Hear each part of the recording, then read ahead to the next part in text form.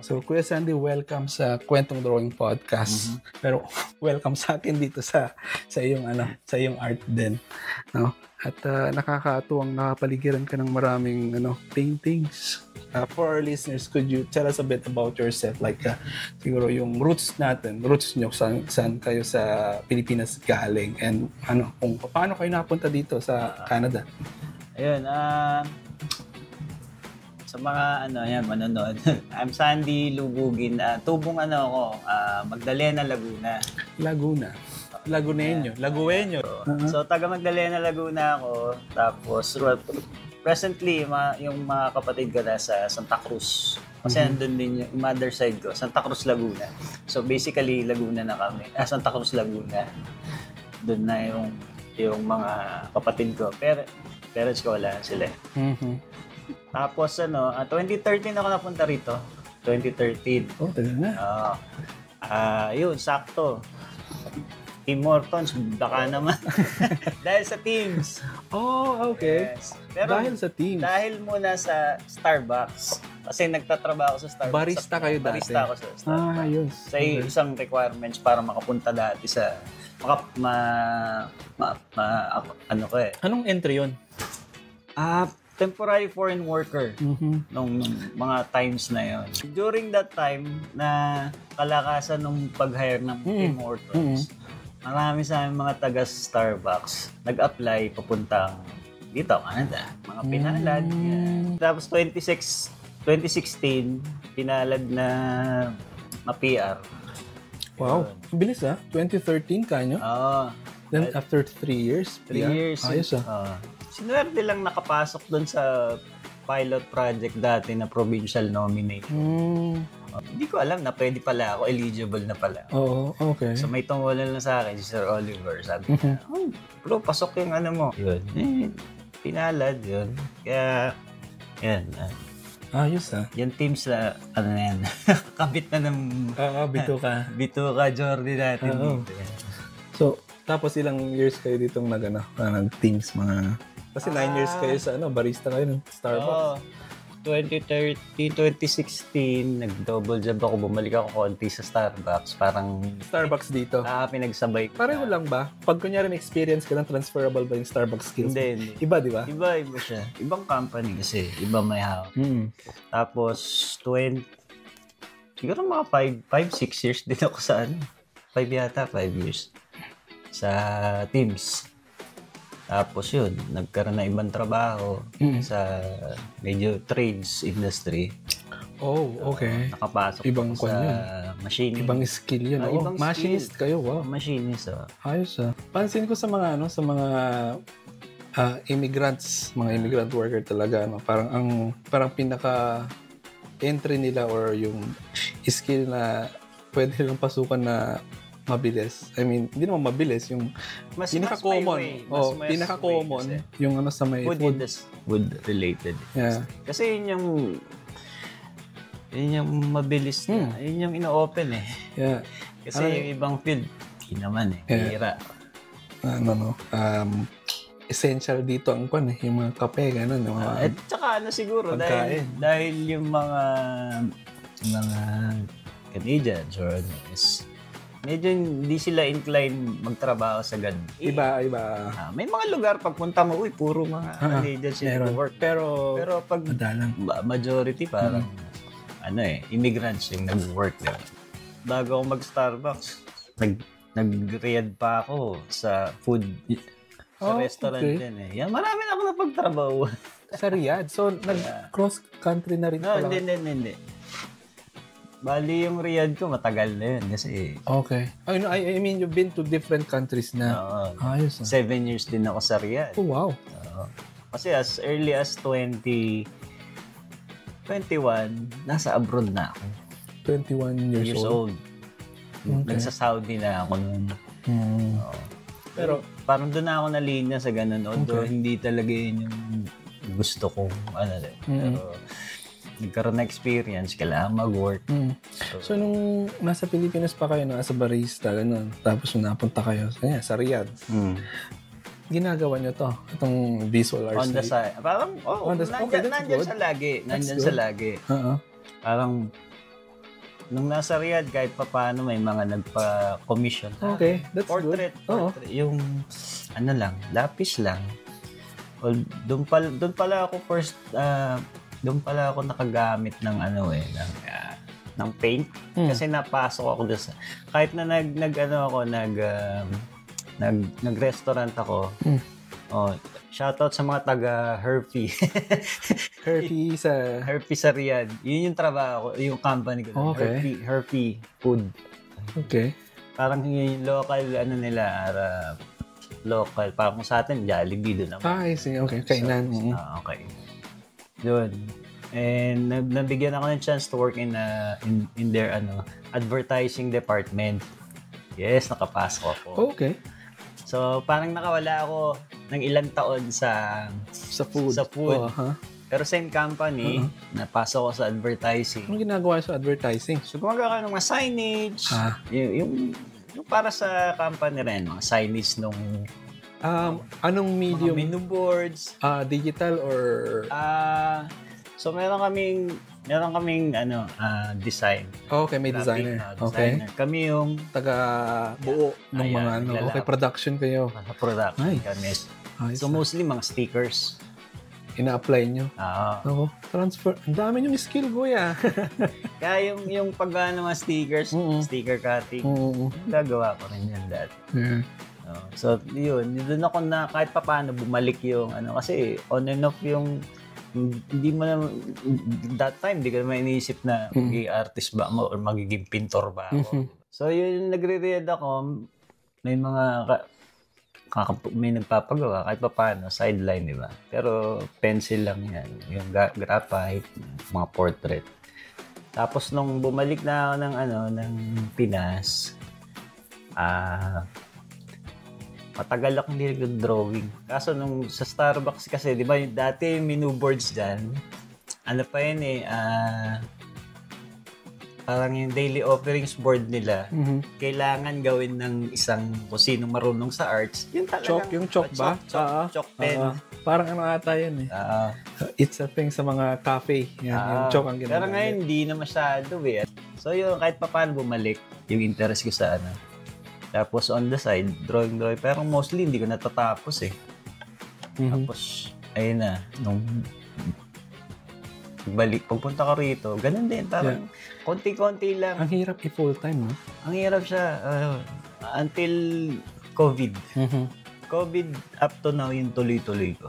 Pero kahit na mahirap mahirap siyang i-full-time or yung hindi mo basta-basta mailalagay lahat ng time mo dito sa art, no? Lalo sa pagpamilyado ka. Oo. Pero anong kuya? Right now, anong full-time job nyo? Ako, isang arts and crafts store. Related pa din. Oo.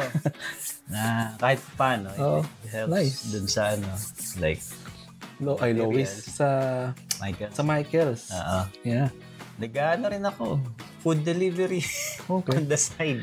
Pero namimili lang ako. DoorDash ba yun? DoorDash? Uber, may Skip, pero ako Uber yung ginagamit. Ayos ah.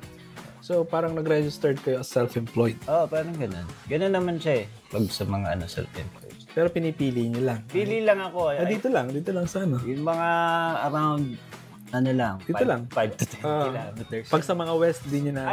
Talo ka na dun eh. Kasi... Unless na mag-full-time ka, di ba? Oo, na the whole day ng mo. Pero talo ka sa gas eh. Yun, sundot-sundot lang. Dahil mong racket, kuya. Pero at least hindi mo naiiwanan. Pero kailangan eh. I mean, yung creative side, hindi mo nai-stop. First time ko nagkaroon ng art materials dito, nakapasok ako ng Dalarama. Di ba may section doon ng coming from Philippines na hindi ka na ma-expose sa mga art store or Kasi national bookstore lang ako eh. I mean, hindi ko nilalang. Maraming maganda. National bookstore? Nako. Yes. Ano ko yan? Grabe, parang, ano ba tawag dito? Parang pag nakapunta kami sa mall as an artist, dito talaga pinupunta ako, parang palasyo yan eh. Parang dami mong parang sa akin heaven. Oo, di ba? Dito naman, pag napasok ako ng mga magagandang art store, heaven yun para sa akin. Paradise yun. Yeah. Sa mga nasa likodan mo, iba-ibang medium. Acrylic, oil paint, ba? Ito, acrylic, oil paint, pastel. Ay, classic yan, pastel. Ito, pastel to. Oh. Yan, sa favorite. Gumagamit ko ba ng kuya, yung mga bulak? Yung mga ginagawa ko yung dati. Pwede. Pag gusto ko mag-fade, Pero sa pastel, hindi siya po pwede. Sasama yung yung pastel mo dun sa bulak. Mas maigi pa ang tissue. Tissue. Ito tissue yan. Yung iba ginagamit. Nung wala pa ako nung mga pang-blend ba. Pero pag pastel, pwedeng daliri lang. Pastel pala yan.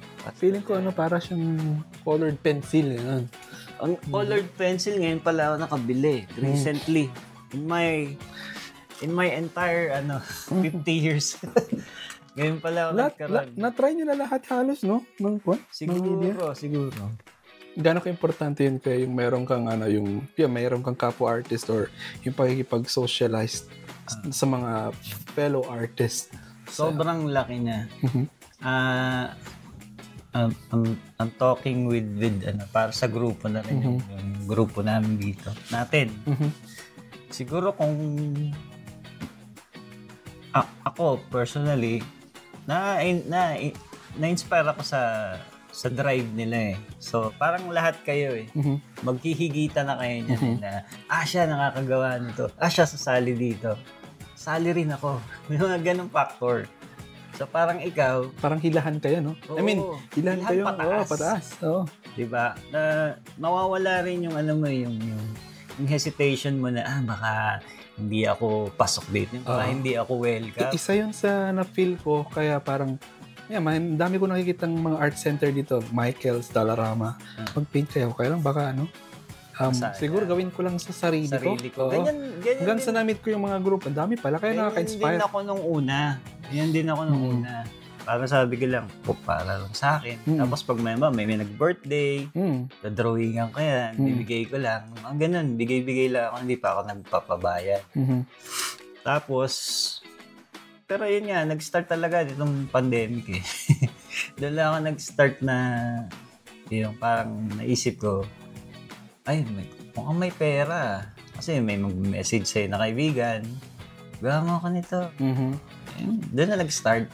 Tapos, napasali na kami sa event.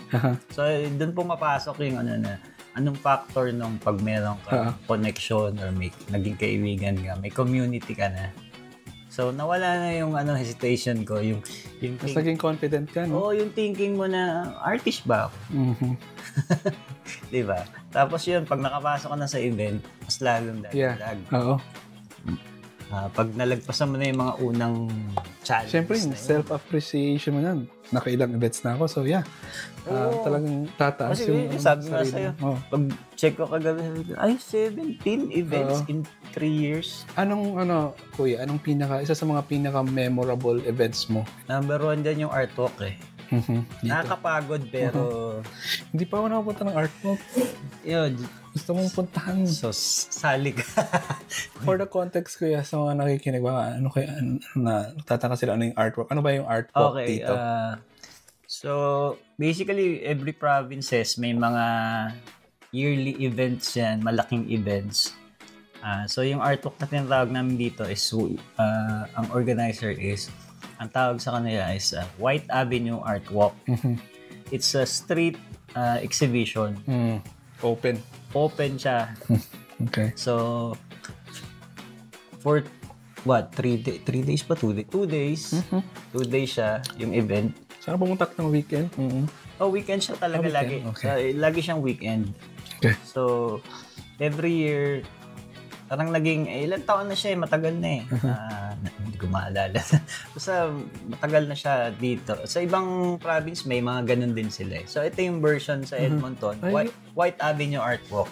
So, every year, mostly July and summer, dun sa White Avenue ginaganap.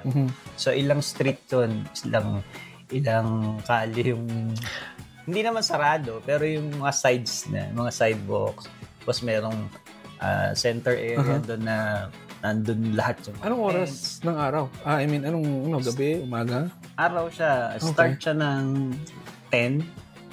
Kailangan 10, nakaset up ka na. Tapos siya ng 5. Parang as an artist or community ka or artist ka dito sa Edmonton, parang hindi mo dapat kaligtaan yun eh. Yung so parang, sikat yun eh. Yung so parang ngayon, so parang ganun. So hindi ako dapat mo. Ito, parang subjective na question, kuya eh. When it comes to pricing your own or para yung pagpa-price ng mga paintings yung mga gawa, ano bang magiging criteria mo dun? Like now, for example, sa isang painting, for example, ito, like, mga, nasa magkakano, mapepresyohan nyo ba? Ganon? Maraming factor. Although laging naman yan dilemma ng mga, lalo na mga beginners, no? Ako, kasama na ako doon. Hindi pa naman, ilang taon pa lang tayo active din. No? Pero, factor mo doon yung tagal mo as, experience mo. Tapos, siyempre, alam mo yung gawa mo. Tingin mo. Quality. Pero basically, ang style namin dyan is through square inch. Oh, okay. So square inch. Okay. Sukatin mo yan, 24 by 30. Which is the standard sa sa lupa o sa printing, di ba? So square inch. Pwede yun. 24 by 30 times mo siya. Kung anong lalabas doon, sa tingin mo, okay na ba yun?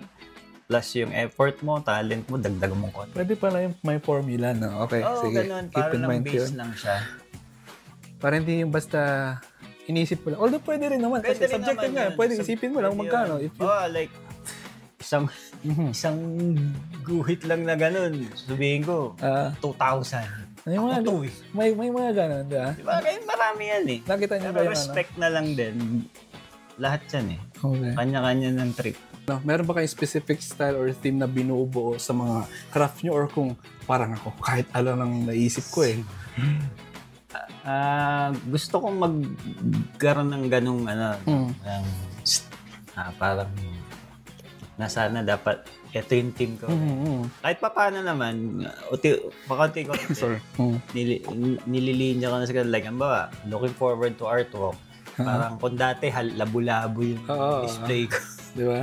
Parang ito, look forward ko sa next artwork. Parang yung isang part, puro, kasi may yan. Kasi, Jordan. Ito kasi mabenta ko eh. Tapatos talaga yung mga ganun. Okay, yeah. Ayos yun, kuya.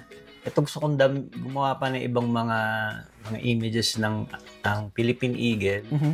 Kasi, siya ito yung parang nag-spearhead ng ko eh. So, animals sa ngayon, parang shoes and animals, no? Shoes, animals, and nature siguro. Nature-inspired. Kasi gusto ko rin gawin yung mga... Ang ganda ng mga tirada nyo saan. Parang, parang di ba, pag parang yung nagbabalak ka mag-paint, tapos may ginagawa ka, tapos may mapapanood kang ganito. Ba't iba yung gawa niya sa gawa ko? Gusto mo tapon yung ginagawa ko eh. Pero ako ganun din eh. Magtingin ko sa ibang ang galing ng style na doon. Galing mga tirada niya sa mga sa nature. Ayan, picture in mind nyo lang yan, yung usa. Hindi. Yan? So, sinusuportahan din natin yung mga magaling na photographer dito. Okay. Sa mga ibang lahi yan. Okay. So, which is honored sila na nagagawa ko. Okay. So, based doon sa shots nila. Tapos kinakredit but at least, with their permission, kasi yung mga iba. Hindi. Minsan, ganun. siguro, hindi ko naman sinasadya. Or minsan, nagkakopy lang din ako ng idea sa internet. Pero hindi naman yung as in, copy talaga. Tapos reference mo pero okay naman yan no? Ito naman, ganun yung ginagawa ko sa mga artist na photographer na nagugustuhan ko talaga yung gawa nila eh. So parang matagal, ilang taon na rin kami nagpa-follow. That's nice. Sabihin ko, saka gawin ko to. Pero lagi nila sabihin sa akin, anytime. Okay. Pero nakita ko ng style niyo eh. Parang lumabas na yung style mo eh. Pag talaga? Oo. Hindi parang alam, rugged na may texture na Pero may realism dating. Which is parang yung niisip ko. Although iba-iba yung yan. Iba-ibang medium din yan. Ito rin, may pakita ko sa feature nitong kakaiba. Oh, ano para siyang glow in, nag-neon, glow in the dark yung yung pula. Black light. Ayos Ito din. So pag nasa madilim na wow. Ayos So naisipan kong samahan ng gano'n. Actually, pati ito rin yun kasi hindi masyado. Ayun, nakita ko. Yeah. That's so nice. Bigyan kita ng idea, kuya, yung Filipino slippers brand. Rambo. Halo siya. Oo. Rambo. Suggestion ko na. Hindi, na-list ko na rin. Sabi ko, iba-ibang chinelas. Di ba? Iba-ibang tabo. Ayun, di ba? Something na, di ba? May pang heritage ng Pilipino. Oo nga, Pilipino yan tabo So, yun, parang dahil nga, looking forward every year may Filipino event for sure. Na kailangang salihan. Suporta dun sa sa Filipino community. So, gusto ko madagdagan yung Filipino team na So, para at least pag Filipino event, ito yung papakita ko, di ba? Ito medyo serious question. Ano yung pinaka greatest pleasure mo or yung pinaka prize mo out of doing visual arts? Is it the money or parang preserving your creativity? Ano siya? Panghuli na yung yung money. It will come kung darating siya. Pero syempre, kaya nga mo nasipag. Pero malaking factor yung sa yung na-preserve ko yung creativity ko, yung sabihin nating talent, skill, perseverance din talaga diba? So yun na-preserve ko pa rin. That's good. Nakabalik doon sa although andun na sa akin lagi namang nandyan sa side ginagawa ko siya. At the same time yung siguro naman may mga nai-inspire ako na like me. Kaya sa grupo, ang dami ko nakikita yung mga gawa nyo. Ang dami ko rin iniidolo sa grupo natin. Dami akong nahangaan dyan. So, they fuel my fire din. Para tuloy-tuloy din, di ba? Pag nandito ako, pag gumagawa, was with music. Yeah. Oo, okay. That's good. You're, parang nasa ibang dimension ka di ba? Ikaw lang nandun nagiging ka, sane yung mo So, ganun siya. Malaking tulong. Lalo dito, pamumuhay sa ibang bansa.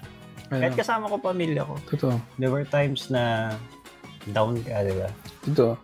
It helps yung mental natin. Ito kuya, advice mo sa mga, let's say, mga nasa ibang, mga ibang bansa, ganyan.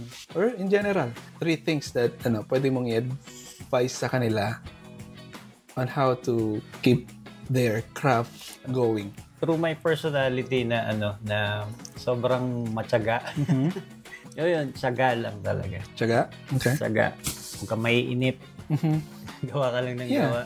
Yeah. Huwag ka mareklamo. Kung hindi napapansin yung gawa. Para sa iyo lang. Yeah, para sa yun ang pinaka di ba? Ang pinaka goal mo naman talaga is to fulfill yourself. Dapat mapansin ako, dapat mahangaan ako. Hindi. Tsaga ka lang. Gawa ka lang ng gawa. Huwag ka susuko. Keep on, learning. Totoo. Okay. Learning from everyone. Yeah. Huwag ka matakot na, parang mangungopya ako. Hindi. Kuha ka lang.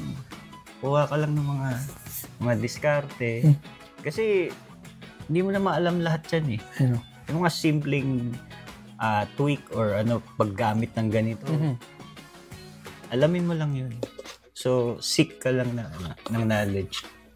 Malaking tulong yun. Hindi ibig sabihin na ginaya mo siya or what. Lahat naman ganun Kahit sa school, di ba? I think great learners starts that way. Like, kinokopy nila yung mga idol nila. Tapos until they will find their own style. Diba? Style. So, exploration. Yun yung siguro pangatlo. Okay. Explore. So, learning and then yung mag-explore ka lang. Yung first, yung perseverance mo, magtiis ka sa mga ginagawa mo, di ba? Learning, explore. Siguro. Basically, ganun lang siya. I think it's a gift sa mga creative talaga yung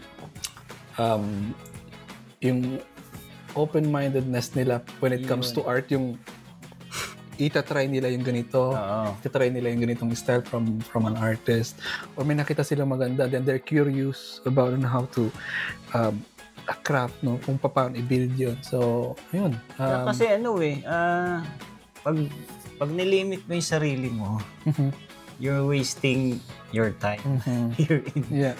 Hindi. Kasi ako naisip ko, sabi ko, I'm 50. 50? Yes. 50 ka na? 50 na ako. Oh? I'm 50. Parang early 40s lang. Hindi, totoo. Parang sabi ko, pag nilimit ko pa yung sarili ko sa mga gusto kong matutunan, ma-experience sa buhay or as an artist, I'm wasting my time, di ba? So, gusto ko pong try, gusto kong maranasan. At least, di man ako mag-excel on that kind of medium or ano. At least you try. I try. Masasabi ko sa sarili. Oo. Uy, try ko to. Sarap. Thank you, kuya. Sa doon sa tatlong yun. For sure. I'm gonna keep those. Kuya Sandy, thank you sa time, ha? No, naman. Salamat. Thank you sa opportunity na to. Thank you, kuya, for inviting me. Salamat. Nanonood, Uy, meron pa ulit. Buhay ni Lakayin. Taga-Canada. Hello, sir. Tuloy niyo, kuya, yung content creating. Yung ginagawa niyo sa Instagram. Dami niyong followers. Oo nga, salamat sa mga sumusuporta pa din, di ba? I know. Good morning, Edmonton. Bye-bye.